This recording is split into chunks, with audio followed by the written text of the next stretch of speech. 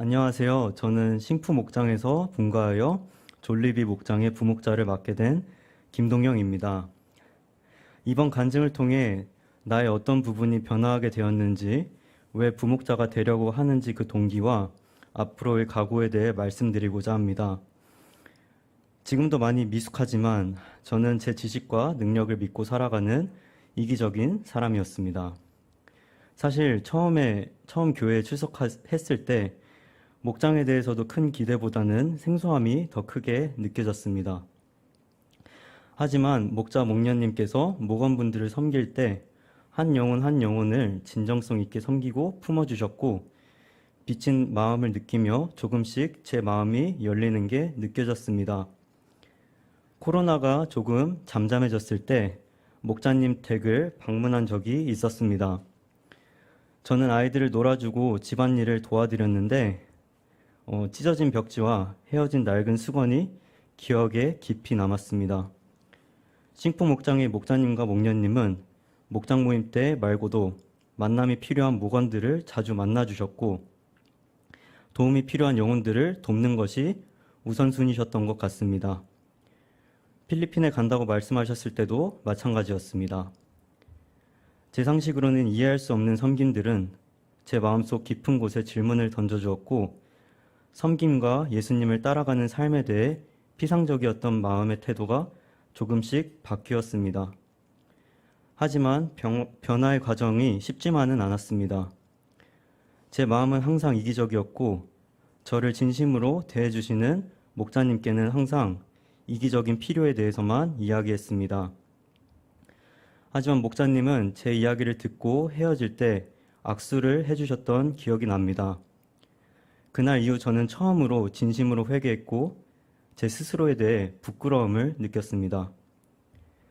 이러한 기억들 때문에 공동체의 한 지체의 연약함이 드러났을 때 그 지체의 연약함을 나의 연약함으로 여기고 기도할 수 있었습니다. 원래 이기적이었던 제 성격을 알면서도 저를 받아들여 주신 목자님이 있었기 때문에 예수님, 저에게도 기회를 주셨는데 이 영혼에게도 한 번만 더 기회를 주세요 하고 간구하는 기도를 드렸습니다.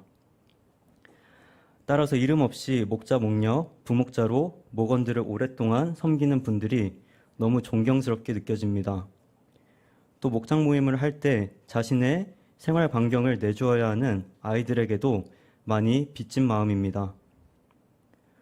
저는 고려대 근처에서 자취를 하고 있는데 성복중앙교회에서는 학기마다 학생들과 지역 주민들에게 무료 식사를 대접해주고 있고, 저는 단골 손님 중 한 명입니다. 근데 5월 31일 북한의 미사일 발사로 인해 경보가 울렸고 떨리는 마음을 추스리고 그날도 아침을 먹으러 성복중앙교회에 갔습니다. 그런데 7년 동안 그런 일이 없었는데 그날따라 밥을 먹으러 온 분들이 너무 많아서 저는 줄을 서야 했고, 제 차례가 왔을 때는 거의 밥이 다 떨어져 저는 밥을 먹지 못하고 나가야만 했습니다.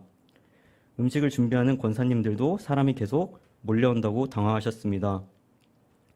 이 일을 통해 마지막 때일수록 전쟁과 기근과 핍박이 있는 것도 맞지만 하나님께서는 그럴수록 하나님의 일을 하는 하나님의 사람들을 통해 더 많은 일들을 하신다는 사실을 배우게 되었습니다.